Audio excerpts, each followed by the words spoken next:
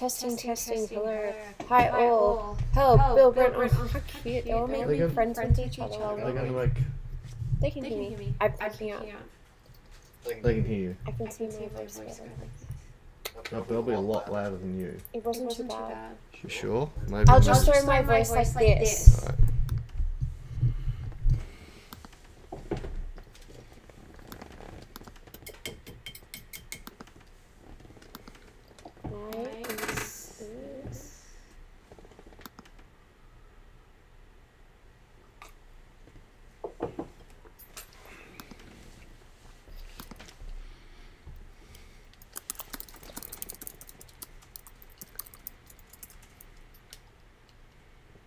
It's saying that I'm echoey. That you're echoey? Yeah. Have you just got your microphone turned on and that? Have you done your stuff properly? I forgot to do that. Oops. That's why they're hearing too. Now you're volume. There's no way known this is going to hear I'm you going the to same sit as there. me. Sorry, everyone. Like, are we live? I can stop it and start it again. No. Everyone can see the fuck up. Do you want to start talking? Start talking. 1, 2, 2, 1. 2, 1, 2, 3, 2, 1. 2, 1. 1, 2, 2, 2, 1. Stop. 2, 1, 1, 2. How's that? Good now. Way better. Is that better? Yeah, it's because I had the two things on. I That's told why. you. Sorry, everyone. I'm really special. Can you all see the screen? I just want to make sure because we've had a bit of trouble with the internet today.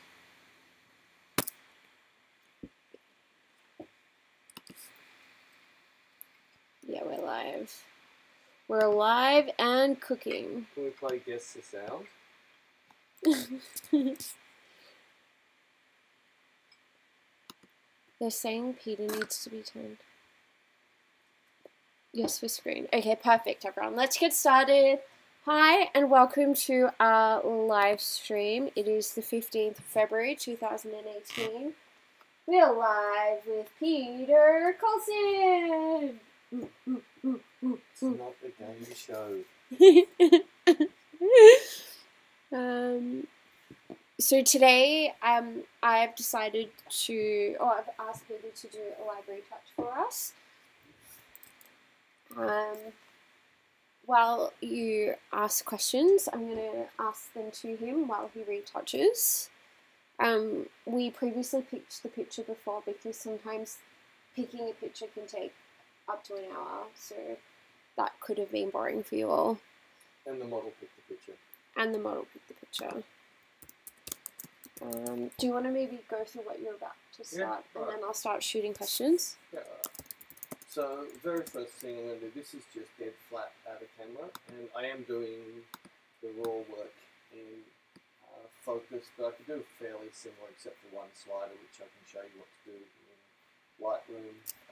Because this picture is, I need a really high quality, I want to stick to the Hasselblad software for it. So it's pretty much dead flat, even though you see a down curve, that's not ticked at all. With the It will be black and white, and I'll do my black and white because I'm in the Hasselblad software in the RAW. Now, one thing that will help point out why to pick different channels, if you look really carefully, you'll see this sort of blue vein on her arm.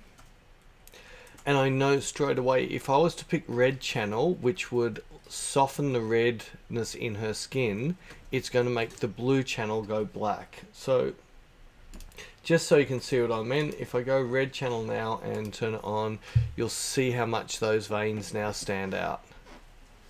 I hardly ever use red channel. It's Ellen von Unwerth. A lot of her work is more based on red channel and high contrast. The green channel, you'll see a lot of the vein disappeared, but a little bit of the blotchiness of the redness in her face has come out, but I don't mind that. So the green channel is something I use a lot, so I'm happy just using that.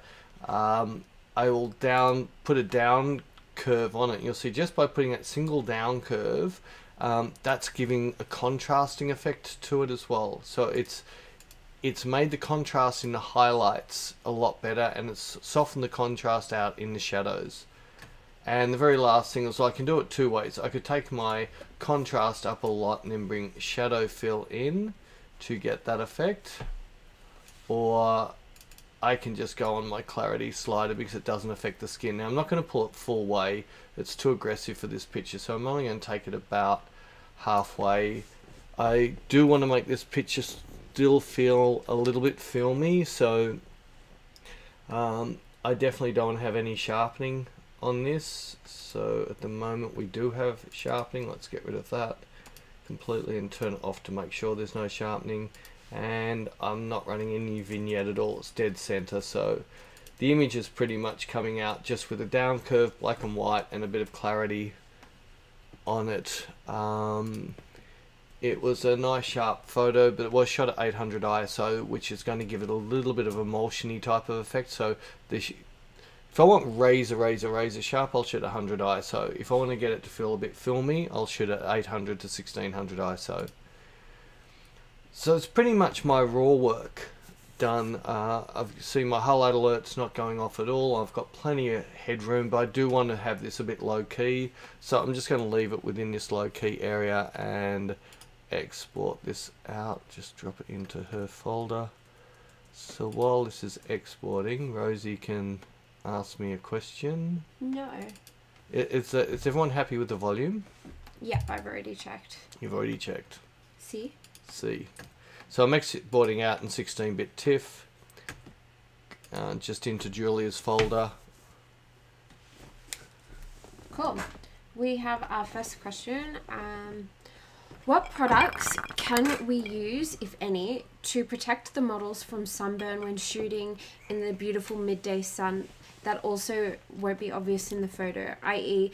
are there sunscreens that don't change the model's skin tones and won't shimmer? What about water fastener, like for a photo shoot at the beach, such as the set with Tisha? The best one I've found to date, and I don't know how long it'll stay in the market because Banana Boat said that they're going to stop producing it because people don't use it properly. Banana Boat's a brand, by the way. Yeah, Banana Boat's a sunscreen brand. It's the aerosol spray. So a lot of people spray it on like they're spraying on for flies, and you've got to spray it on more like you're spray painting yourself. If you spray it on that way, it'll give you full protection. And just you spray it on and just rub it in. It does leave the very slightest of shimmer, but nothing that looks like oil or grease. It actually looks really, really cool. In fact, we actually use it to get a really, really natural shimmer on skin without it looking like we've used a chemical on it. So while Rosie's finding the next question, sorry. What could he use now?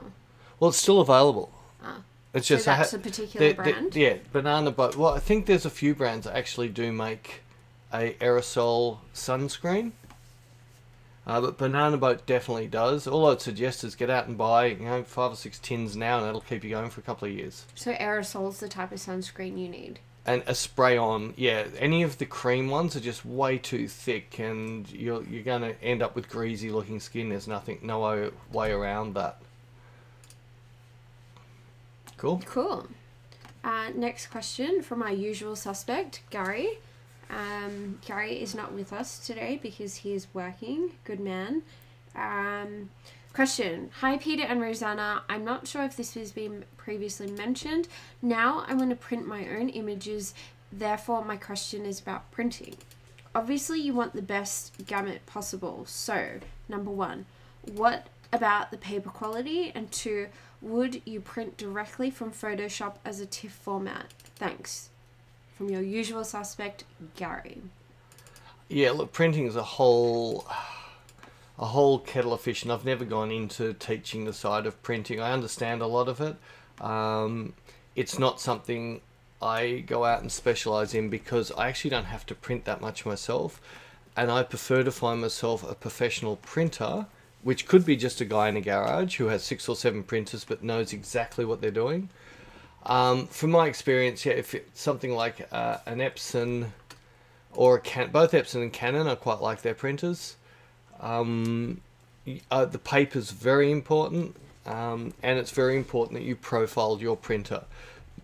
So I don't just use what you can download on the internet. I actually find someone who does profiling. They'll send you an image to print. You'll post that image to them. They will then send you back a profile for that paper on that printer. It's a whole new there we go, whole new area of problems. And look, I do know a lot about printing, but I just choose, because I don't have to do much of it myself. It's easier for me for high-end printing to send it off to someone that I've found who knows exactly how much to sharpen with what papers are best for this image, what size it's going to be, and the picture will look exactly the same as what's on the screen on paper. It won't look softer and it won't look sharper. It'll have the same contrast, it'll have the same colour. So printing's one of those really hard areas. In Australia we have an amazing guy called Les Walkling, and if you ever want to learn printing, go to one of his seminars or workshops, because Les is, I reckon, the best in Australia. Overseas I really don't know. I know Les because I've actually been to one of his workshops, and I know Les very well, so that's who I normally recommend. Rosie can put a link to Les for anybody who wants their profiles done. Les is the person who does the profiling of my printers. So before Rosie asks the next question, I've just brought this into Photoshop, and the first thing I look at doing is liquefying, and there's one little thing I want to liquefy. And the other thing is, what you've got to realize is the picture on my screen is a little bit different to what you're seeing. For some reason, when we do a live stream, it slightly elongates my screens. It doesn't. You're seeing how the picture really is. I'm seeing a slightly longer version. But with Julia the model, has a sunken in little chest bone, and I just want to fix that a little bit. I'm going to shade some of that out, but I just want to pull the cleavage across a fraction so it doesn't have, it drags your eye down because it is too sunken. So I'm just going to quickly liquefy just that top of that, just a fraction. It doesn't need much at all, because when I do it, that's about all I need to do. If I hit restore all, then hit Command Z, you'll see before and after. It's such a tiny change, but it takes away a little bit of that sunkenness, except I'll put a bump on there. I'm just going to pull that back. Everything else about Julia I'm happy with, so I'm going to commit to that. And then I'm just going to use my healing tool for any dust spots. So by zooming in and moving your screen around, you can see your dust spots. They'll stand out, and there's none, so it's good. I clean my lens. Then I'm going to look for any really dark or light small bits that bother me. There's one little dot in there, so just onto my healing. Now I'm just doing it on my background layer because I really do such little work, and it's not invasive what I do. I'm just removing any really dark dot or really light dot that annoys me. And there's not much. I do want to keep this fairly natural. I did see something somewhere that bugged me. So, oh, that's right. Yeah, she has. That's a scar. Can't remember the story, but it didn't heal properly. Sorry, everyone. That's Rosie's dogs. They're barking at nothing. Like Rosie. Rosie barks at nothing. So that's I think it's called keloid scar. It's a scar that gets infected, and because both of these areas are out of focus areas, you're not going to see any damage that I've done with using a healing or clone tool. And I think that's about all I'm going to heal or clone on this picture. So from here I just run my actions, and all that's done is dropped in my dodge and burn layers, a cutting layer. I've got my gradient map and a curve layer with nothing on it as yet. So just before I let Rosie go asking me questions again, I'm going to have a look at my toning of the picture, because more and more I'm toning the picture before I start retouching, so I know what level I want to retouch at. And dropping that gradient map over that, I'm sort of 50-50. I love the smoothness of that, but I'm loving the contrast of that. So I'm most likely going to just leave that on there for now, and I might soften it off on the cutting layer, pull a little bit of the contrast off on the cutting layer afterwards. And I don't know if I need to... No, don't like that, so I'll undo. So it's now at the time that I'm going to go through. I might just remove that scar because it's, again, it's in an out of focused area, so you will not see any telltale signs from the healing tool that I was there. That one, that's still part of the other scar. So I'll just go into my dodging and burning now to finish. But while I'm just dodging and burning, Rosie can ask me questions, because you don't need to. Are you capable of doing two things at once? We've been discussing if men can actually do two things at once. Okay, I also wanted to point, Gary also mentioned after he sent that question that he bought a Canon Pro 1000. Yeah, cool.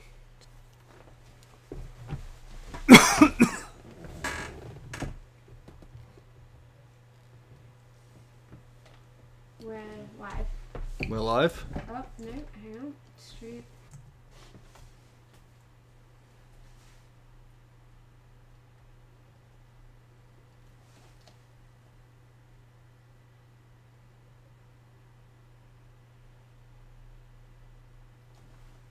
I don't know what it's doing this. I've got 5. Yeah, we've got plenty of... Was it not connecting? Saying streaming resumes. I'm so nervous. You're so nervous. There, green, you red. Went green for a minute. And we're back! Woo! Sorry everyone, Rosie ran out of wine. We're back.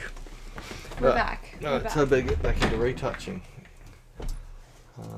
So, just so you know, this picture is a proper retouch. This will go on my Instagram tonight. So as soon as we finish our live stream, I'll be uploading this on my Instagram. So you're actually really seeing exactly the extent I go with my retouching.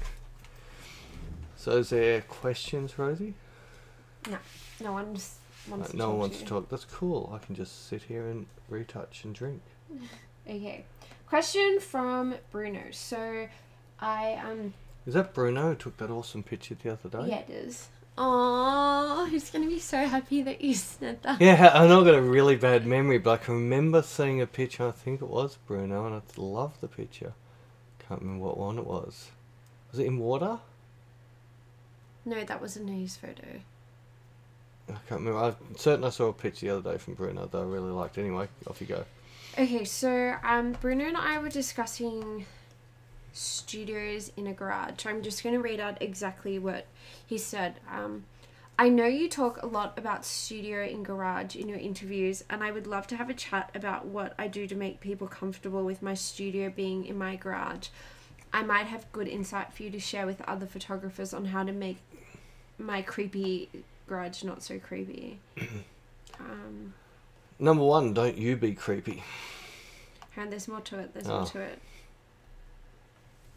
I'm not saying he is creepy, but anyway, if you want to finish asking the question, I'll start talking. It's more of a question of topic rather than a topic rather than a direct question.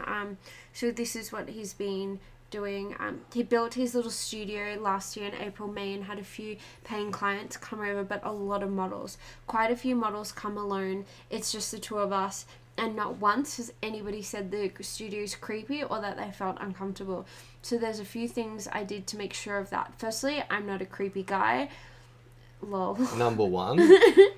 Number two, I have a bit of a reputation going on in Brisbane on that too. So people talk a lot, and the more people I work with, the more people know that they're safe coming to my studio. Then it's not my garage anymore, it's the studio. It's not storage. Everything in there is about photography. And the other very important thing, I never close the garage door. That's something Peter talks about too, having light in a studio. I have some IKEA blinds that I let light through to give me the privacy I need, but there are 4 columns of blinds and it's pretty much like paper, so people know they can walk in, away, at any time if they need. Also because the garage is separated from the apartment, I always bring my backdrops forward before anyone arrives so people can change behind it. I always tell them if they are not comfortable with that, they can go inside the unit and get changed there. So I wouldn't make a home studio in a basement. No way. That would not look creepy.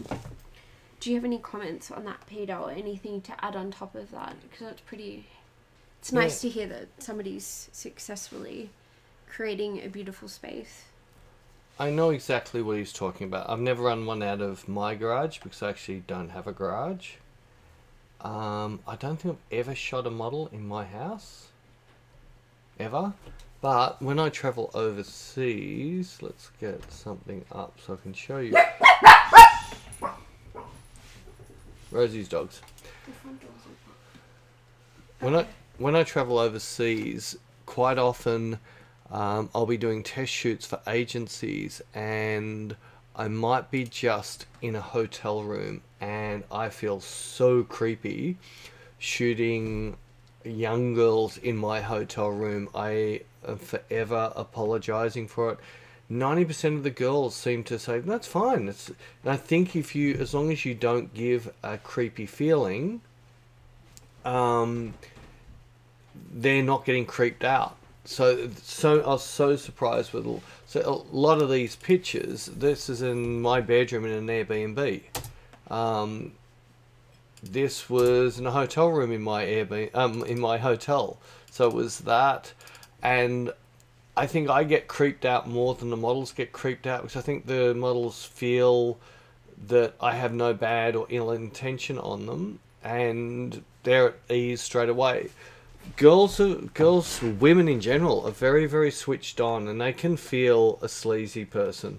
They can really pick up on someone who's a bit sleazy very quickly, and you'll be surprised. I'm just trying to find a certain picture. I can't see it because it's something I class is the essence of creepy. I can't see it. But going back to that, yeah, I forever apologizing for shooting in hotel bedrooms, which I think is a hell of a lot more creepy than a garage. As long as you put a professional vibe out there. There's so many professional photographers that don't even own a studio, and studios are so expensive to rent.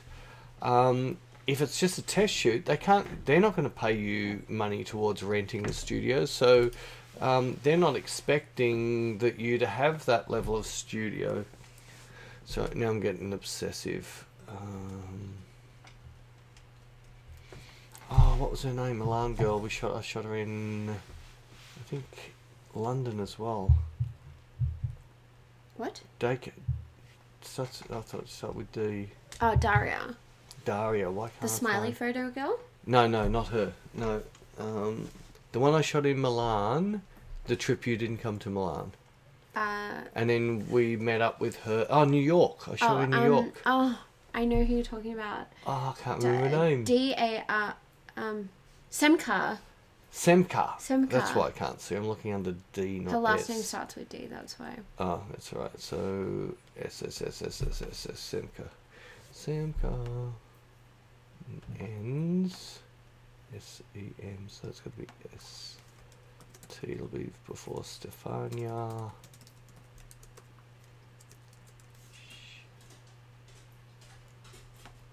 Yeah. So that was shot in my hotel room it was a tiny hotel room in Milan, and I was so freaked out because she was only a young girl, beautiful young girl, but I just felt so uncomfortable. She wasn't topless, she had a strapless bra on, and I just had her dropped behind the bed to get bounce. There was just a window in the hotel room, bounce up. And I seriously felt uncomfortable when I did it. And at the end of it, she said she did not feel uncomfortable at all. So I think as long as you come across professional, the models will pick up on that. And anything you can do to make the model feel more comfortable, the better your photos will be, but the more she'll actually keep with that, not thinking you're a sleaze shooting in a garage. Did that answer the question? Question answered. Next question. Peter, do you have a way of working in Photoshop to create that gorgeous vignette that seems to come out of focus? Vignette that comes out of focus.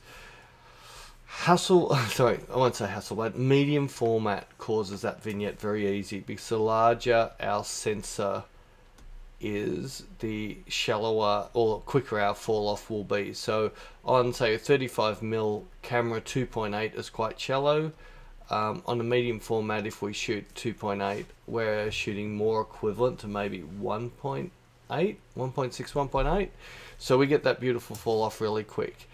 Part of my fall off is actually created with light. So if I'm not getting the fall off in the depth of field using my f-stops, and to be able to get that fall out towards the outside, just by having your background out of focus is going to give you that effect. And then if you start slightly darkening down the background, it will then tend to give a more fall off effect, if that makes sense. So a lot of the time, I don't know if I'll be doing it with this picture. No, because this picture's already got a decent depth in it, but she was a good 1.5 meters off the back wall. So shooting with the lens, I can't remember exactly what lens, bear with me a minute.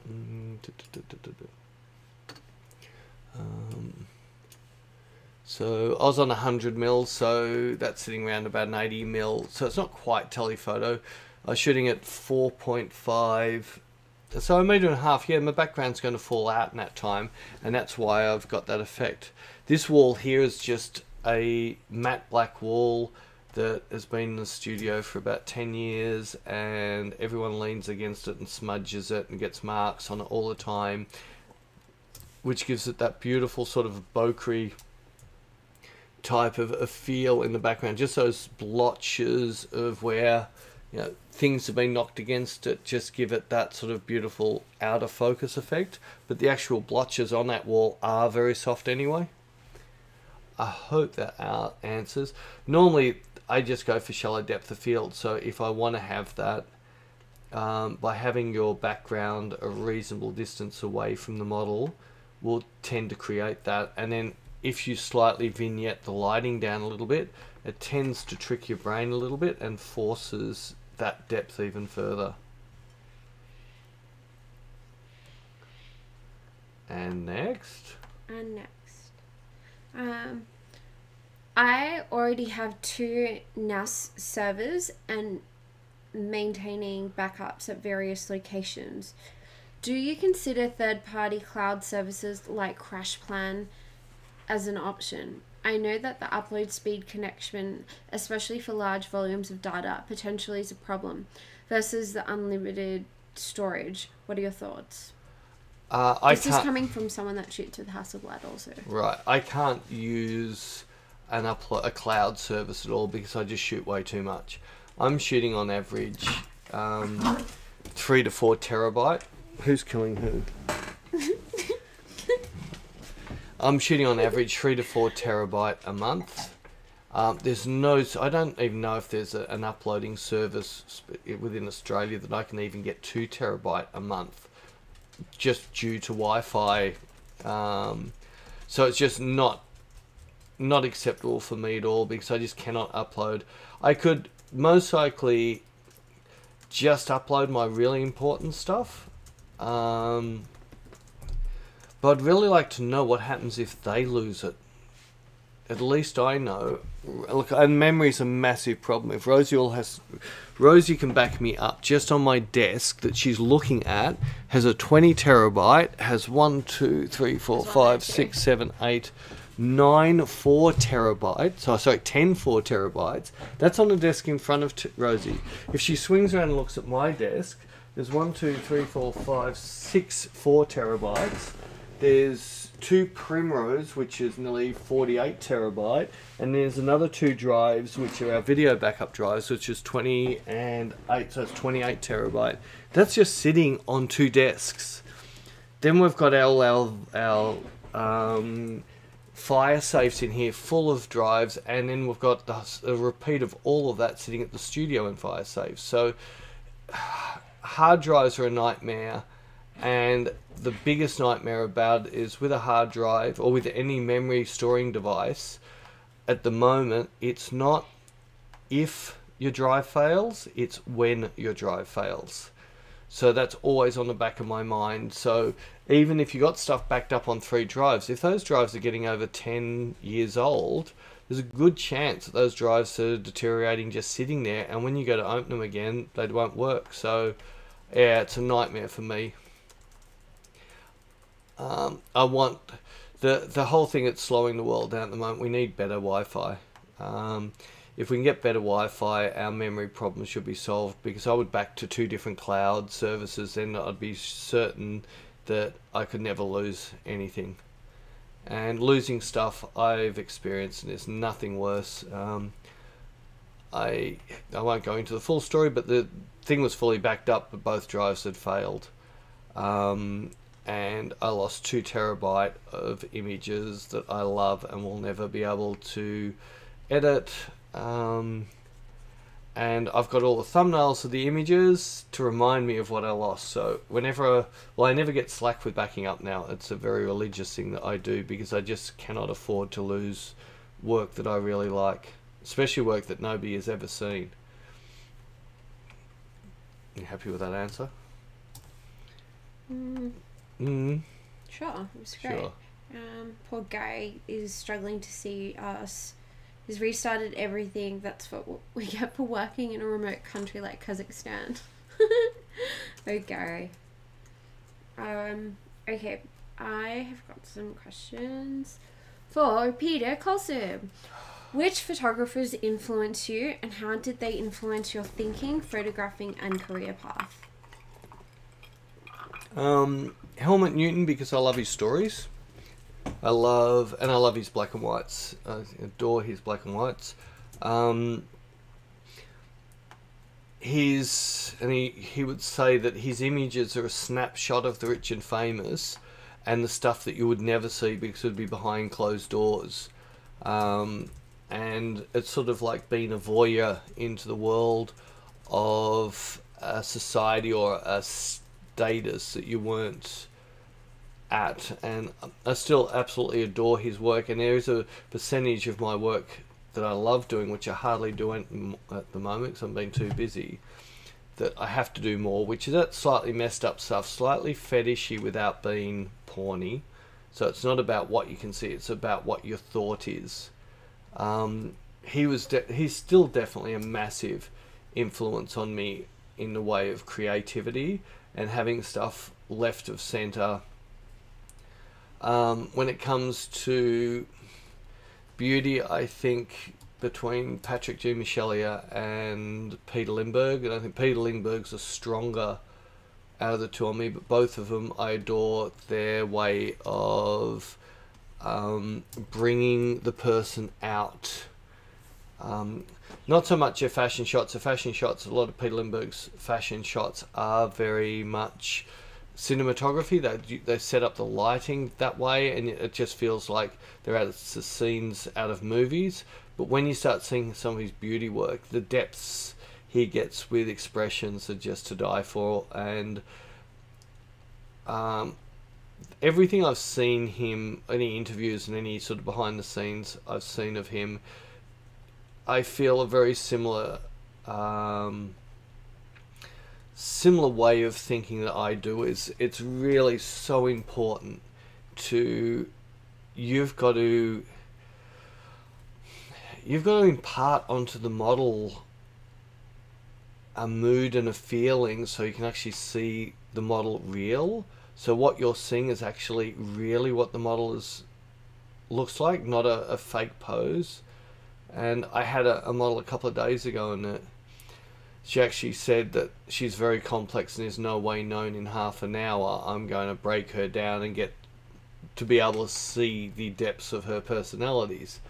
Half an hour later she agreed I did it. So it's like I didn't get her into completely her world that I've never seen, but I definitely got the model out of her and got more the person out of her, and loved the picture I got out of her. There's other photographers like Russell James, which he's not like a mentor, but I really like the fact that he shoots the models not from the eye of a photographer, but the eyes of he was a model himself, and he captures their soul. And because he can get so close to them, because he was a model and they respect him as that, and I think they're still seeing it. And it's more that he actually becomes their friends, and he's capturing these images that, you know, only very close people to some of these models would ever see those looks. So he impresses me. Then there's 100,000 other photographers, but it might just be one image I love. So it then comes down to the image. There's too many photographers out there to actually mention all the ones, but I'd say my very biggest influences would definitely be Helmut Newton, Patrick Demis-Elliott, and Peter Lindbergh. A little bit with Russell James. I just more like the way he gets his models to look. And then there's lots of people like Avedon, the fashion of Avedon, and Irving Penn, and people like that. I'm still in awe of their work as fashion shooters. Because I've been doing a lot of... Oops, wrong thing. Not as much fashion over the last year or so, like not the fashion I want to be shooting, which we're changing that. We've got some awesome editorials coming up, which will get me back more into that fashion area I love working within. That was a very long-winded answer. Okay, next question. Peter, do you ever add additional green to your photo in post? Not now, no. I used to many years ago when digital cameras weren't very good with ISO. The problem would be we would end up with grain in the black of her bra, would have grain in this background, would have maybe grain in the darkest area of her chest there. But then as soon as we got past about 128 grey, the grain started to fade away, and then once we got above around about 180, there was no grain in the image, which meant half the picture had a grain on it and the other half of the picture didn't. So when I shot higher ISOs, and back in the day 400 was a high ISO for digital, I would then drop 20% noise on there and normally put it in as an overlay layer. So I'll go through it. I'd create a grey 18% grey layer. I'd then put 20% noise on that layer, then I'd change it to an overlay layer, then I would blend it in by about 5 to 10%, and what that would do would put a grain over the entire image to hide that some of the image didn't have grain in it. With the cameras I'm using now, both the Sony and the Hasselblad, the emulsiony type grain that's in the picture is everywhere. So you'll notice it's not like this is at 800 ISO on a medium format. There is an emulsion in there, so that's why it's not razor sharp. So you'll see the emulsion, but it's in everywhere. It's in the blacks. It's from the blacks right through to the whites. So to me, it doesn't cause the problems I used to have with digital and noise. I saw a really cool editorial many years ago. Shot by Andrew O'Toole. I think it was for a hair and makeup magazine, and he had put excessive grain over the whole picture, and I don't think it was to hide noise, because it was a daylight shoot around a swimming pool, and that looked really cool. So artistically you could add grain in to give that feel of a sort of broken down texture within the picture. And one thing that grain does is a little bit of a thing that out of focus does. It makes a picture softer and more appealing to the eye. So sometimes by putting that grain over, it's actually slightly softening the picture, which makes the picture look nicer. Cool. Next question. What is your favorite lens and why? It depends on the camera. Because it's not just the length. I don't have one single lens that's my favorite length.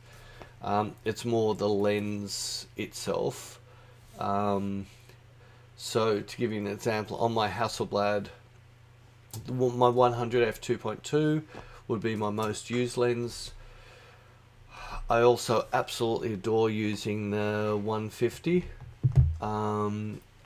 Because it gives me a quicker fall off, even though it doesn't go down. Oops, I'm messing this up. What am I doing? I picked the wrong tool. Oh, I've got healing brush, you idiot.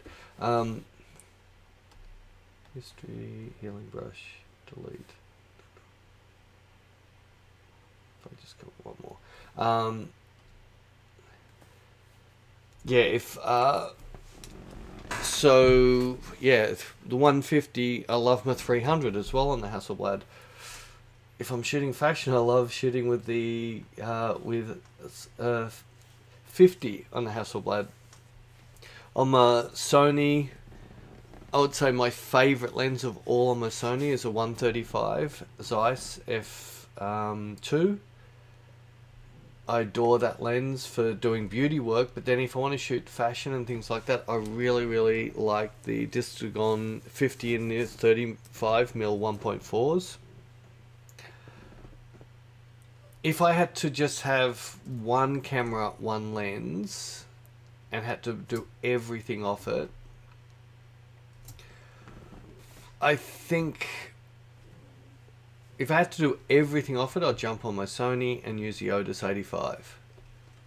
If I could have two cameras, I'd have my Hasselblad with 100, and which is round about an 80mm, and for rainy environments and really bad situations with weather and dust and things like that, I'd have my Sony with the 135. Very good. Very good. This picture's nearly finished. Oh, 10 minutes to spare. Next question. When you go, when you go on your travels, what do you take with you?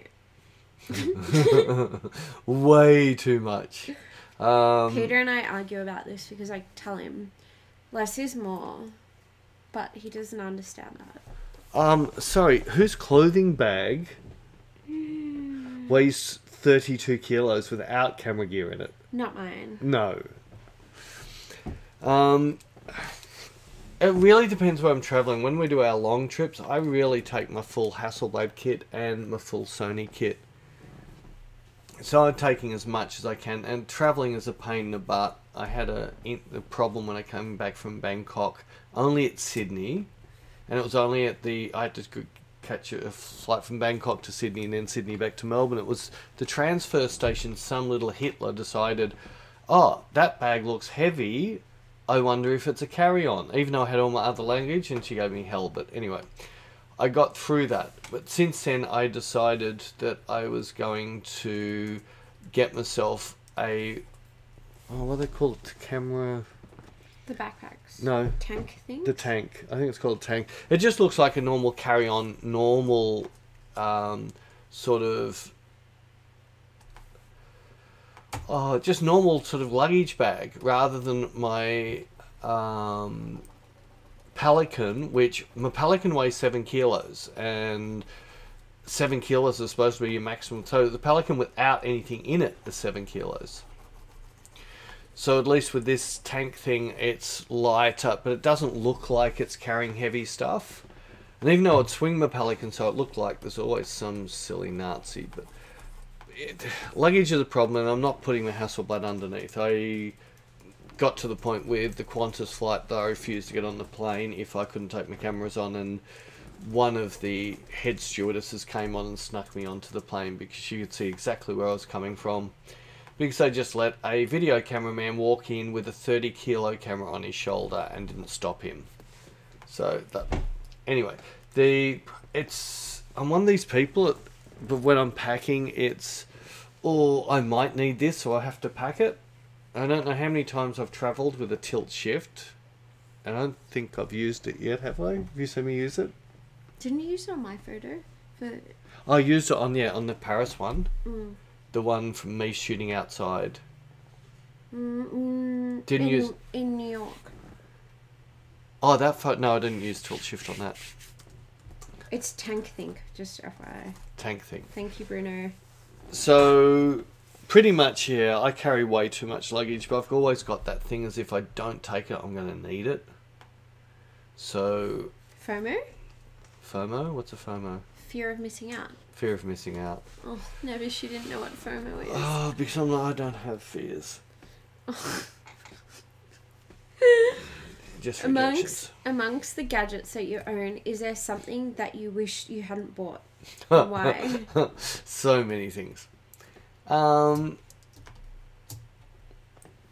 If I went and looked at all the money, I could say I wasted on things, because you don't know till you actually try it, and then when you start using something, you go, oh, it's just not what I thought it'd do. Why? Things like tilt shift, I love. I don't use it a lot, but when I use it, I'm so happy I've got it. I've got the big gimbally thing for doing our videos, and we've never used it. We've used little hand gimbals, which is so much easier to use, but I can't remember what it's called. What's it? The Ronin S, which would be awesome, but not long after I got it, I sold my Canon, so I didn't have to have as big a gimbally thing to do videos. And because it was so big and awkward, and once you get an Atomos screen on there and it gets heavy and you can't just put it down, so you have to carry the rack that you put it in, I literally have never used it, and it costs a lot of money. But then there's other things. I sold a Leica lens that I didn't think I needed, and it was my biggest regret in life, to the point that next time I go back to America, I'm going to get one from B&H. Rosie will kill me, but because it was a lens I absolutely adored. So it's really hard. I think a lot of the time you just got to look at how often are you going to use it.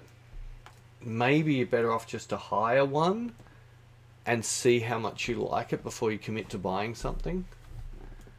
While we're still talking, this image is finished. I did a little down curve, so it's a very small down curve, and I've just masked out softly at 1%, just to vignette the background, just a touch further down.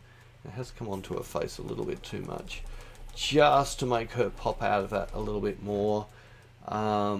And I threw a couple of strokes on just to take that chest was just looking a little bit too dark, and I just wanted to lighten up that chest a little bit. The only other thing I would normally do, but I don't know, there's a bit of detail. The black is pretty black in her bra, so the only other thing I'm going to quickly do is just get on there. Come on. Come on, computer. I'm just going to use on my cutting layer, if it'll work for me. Come on, why don't you stop it?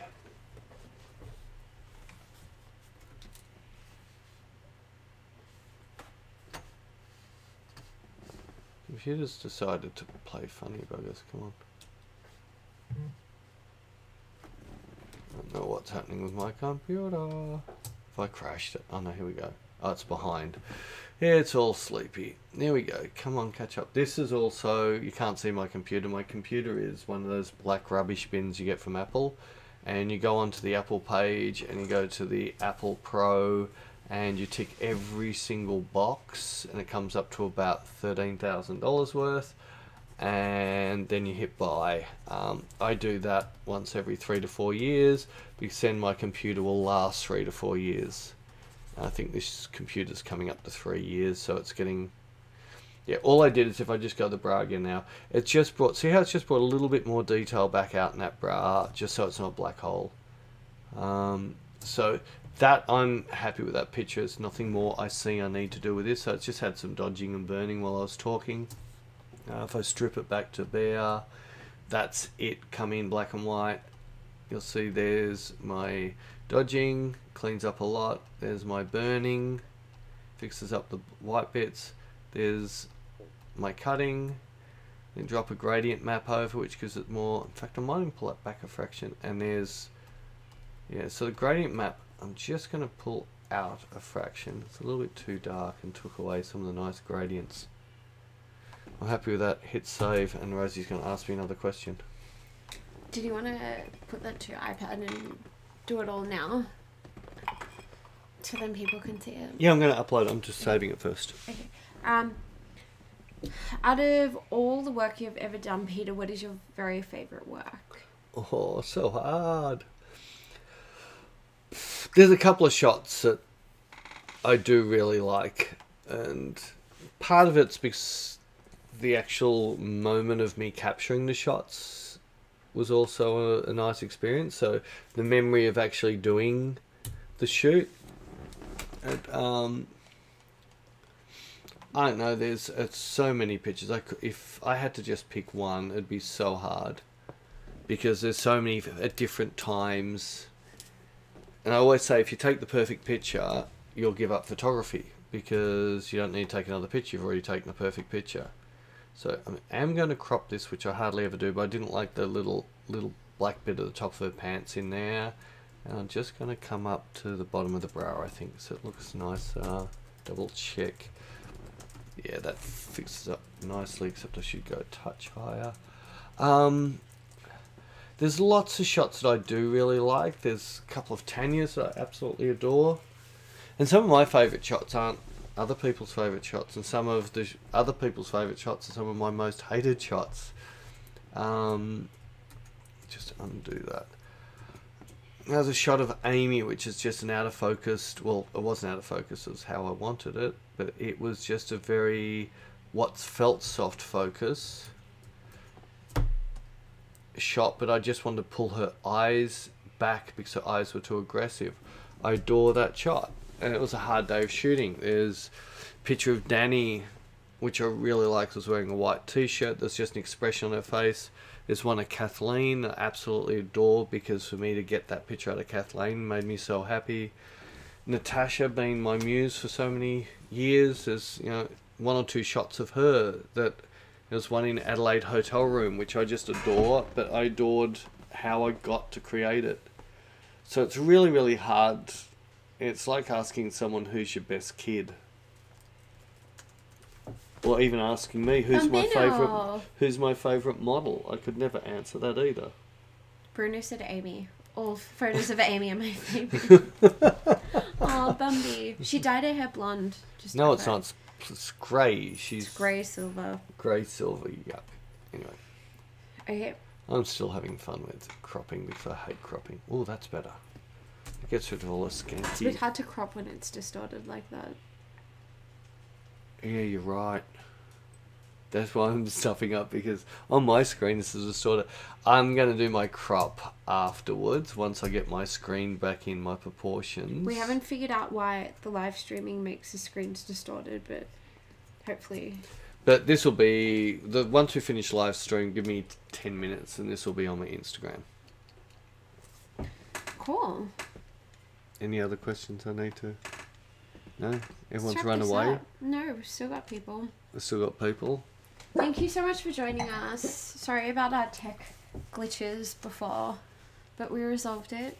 Please, and Rosie and I need your help. If we're going to do these live streams, we want you to tell us what we want. We have decided we're not a big fan on doing shoots live stream because we can do a so much better quality one by recording them properly, and you don't really need to talk to me while I'm shooting. So we'll most likely do some live streams that are going free to air, just little 5-minute ones from commercial shoots that we're doing. But we want to use this more for mentoring, where you can ask questions or see me do something and talk to me on that spot. Yay, thank you. Good evening, good afternoon, good morning. So now I get to have Ciao. smoked food. Thanks, guys. Thank you. And good night.